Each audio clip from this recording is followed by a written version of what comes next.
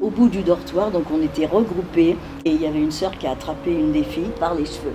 Elle l'a tirée jusqu'à la salle des lavabos et elle lui a cogné la tête sur les lavabos sans arrêt, sans arrêt, sans arrêt.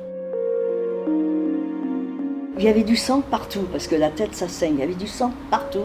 On était pétrifiés et il y a une fille heureusement qui a ouvert le bec et qui a dit arrêtez ma sœur, vous allez la tuer. Et la sœur l'a lâchée. Quand tu arrivais, il fallait voir si tu étais vierge ou pas. Si tu étais vierge, tu allais dans une section différente. C'est très brutal parce qu'il n'y a pas de grand rien comme ça, main nue. J'ai du mal à le dire, mais quelquefois, c'est pas sur le dos. Des fois, c'est debout, par derrière.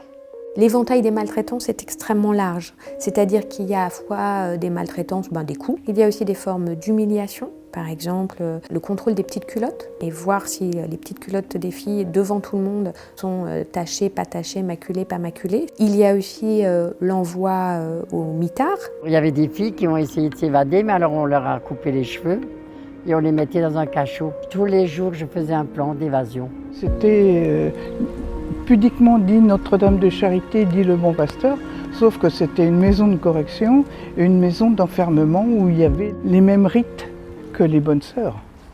Prière, travail, et puis vas-y, et puis vas-y.